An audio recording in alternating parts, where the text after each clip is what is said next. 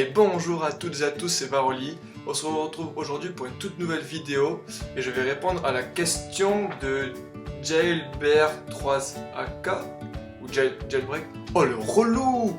Qui me dit: pourrais-tu expliquer ce qu'est le behaviorisme? Et pour cette vidéo, je me dois de vous présenter donc mon invité, ma petite cousine Morgane. Voilà, qui va m'aider à expliquer quelques exemples, à illustrer quelques exemples pour la suite de la vidéo. Avant d'aller plus loin dans la vidéo, je me dois de vous écrire donc les noms des principaux auteurs, enfin des principaux psychologues qui ont contribué à faire du behaviorisme ce qu'il est devenu et ce qu'il est de nos jours. Également aussi, je vais vous écrire 5 mots-clés qui vont vous permettre de mieux comprendre la vidéo pour la suite. Les auteurs que vous allez entendre par la suite de la vidéo, il y aura Watson, Pavlov, Thorndike et Skinner. Et les 5 mots-clés qui vous permettront de suivre plus aisément la vidéo, c'est stimulus, comportement, apprentissage, conditionnement et renforcement. Donc le behaviorisme, c'est quoi? Eh bien, c'est un courant qui est apparu au début du XXe siècle et c'est Watson qui en est le père fondateur. Le but du behaviorisme, c'est de prédire le contrôle du comportement lié à l'apprentissage d'une personne. En gros, le principe, c'est que les psychologues behavioristes, ils se disent: si nous connaissons la réponse à un stimulus, alors nous pouvons anticiper le stimulus qui donnera une réponse. Inversement, si on connaît le stimulus, on peut anticiper la réponse.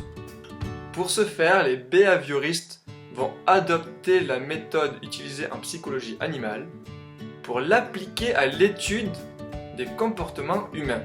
Ouais, quand on y réfléchit, c'est pas si con. Oh, c'est pas con.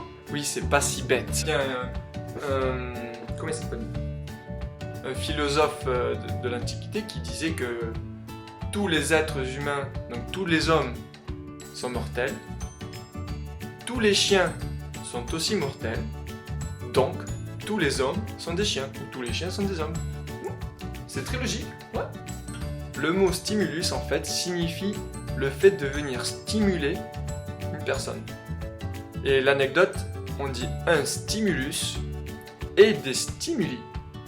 Donc Watson va s'intéresser aux travaux de Thorndike, qui a découvert 2 phénomènes liés à l'apprentissage. Le premier, c'est l'apprentissage par essai et erreur. Et le deuxième, c'est la réduction progressive d'un comportement inapproprié. Suite à ces travaux, Watson en conclut qu'il est possible de prédire des lois qui permettent de prédire et de contrôler des comportements humains. Pour illustrer mon exemple, on va faire une expérience avec Morgane. Morgane, si je te dis: j'ai 2 places pour Violetta. Mon comportement est normal, ça peut le faire sur toutes les personnes. Mais Watson ne s'arrête pas ici, il veut pousser le concept encore plus loin et veut induire de nouveaux comportements. Pour cela, il va se tourner vers les travaux de Pavlov sur le conditionnement de l'animal. Vous savez, Pavlov, il est connu pour avoir fait des expériences sur le chien, le conditionnement du chien où il salive à la vue au son d'une cloche. Vous connaissez pas l'expérience? Je me la raconte. Vous mettez un chien, vous lui faites voir une viande, il va saliver. Vous mettez un chien, vous reprenez le même chien, vous lui faites entendre une cloche, il ne se passe rien. Maintenant, vous faites manger le chien sur plusieurs jours sa viande, avec le son de la cloche, eh bien il va être conditionné et lorsqu'il va entendre, au bout d'un certain temps, lorsqu'il va entendre le son de la cloche, il va saliver, parce qu'il va assimiler le son de la cloche au fait de manger sa viande. Et ça, c'est ce qui intéresse Watson. Pour montrer l'expérience donc du conditionnement sur l'animal, Watson, avec son collègue Rainer, vont faire une expérience avec le petit Albert où il va lui montrer, alors je ne me souviens plus exactement de l'expérience, en gros il va lui montrer un rat. Le bébé n'a pas forcément peur du rat, Il va même aurait tendance à jouer avec ce rat. Donc dans un premier temps, c'est tout comme le steak, la viande et le chien. Dans un second temps, il faut entendre des bruits sonores très, très violents, très stridents au bébé, qui du coup, il pleure, il a mal aux oreilles, enfin, ça le dérange. Et dans un troisième temps, à chaque fois qu'il verra le rat, ils mettront ce bruit, les bruits assourdissants. Et bien le bébé, au final, il va avoir peur du rat parce qu'il va assimiler rien qu'à la vue du rat tous ces bruits, tout ce mal-être qu'il a ressenti. Et du coup, à la vue du rat, le bébé il va pleurer, tout simplement. Voilà. Comme quoi, ils ont réussi le conditionnement. Et le pire dans ça, c'est qu'on ne peut pas déconditionner. Une fois que c'est fait, une fois que le mal est fait, entre guillemets, c'est fini. On est tous conditionnés. Effectivement, c'est vrai que lorsqu'on est conditionné à aller travailler tous les jours de la semaine, il peut s'avérer que le dimanche matin, on se lève toujours à la même heure parce qu'on est conditionné pour aller travailler. Et si vous pensez que vous n'êtes pas conditionné, eh bien vous faites erreur. Et dans ce cas-là, je ne peux plus rien vous apprendre. Ciao tout le monde. Si vous avez cru que la vidéo c'était fini uniquement parce que vous avez entendu cet effet sonore, c'est que vous avez été conditionné, car jusqu'à présent, à chaque fin de mes vidéos, je mettais ce fin sonore. Du coup, je vous ai, entre guillemets, habitué à ce que ce soit fini. Vous avez la réponse. Je vous ai conditionné. Tout ça, c'est bien joli, mais ce n'est pas fini. Il y a notre ami Skinner qui va rentrer en jeu et va pousser le conditionnement opérant un peu plus loin. On pourrait dire que ce que l'on vient de voir, c'est le conditionnement observable. Skinner, lui, propose le conditionnement opérant. Il dit, c'est bien beau d'observer, mais parfois il y a des comportements que l'on observe et qui ne correspondent pas avec nos prédictions. Il se dit qu'il y a une chose supplémentaire. Et c'est cette chose qu'il veut essayer de démontrer. Et on arrive à ce point que le conditionnement opérant, c'est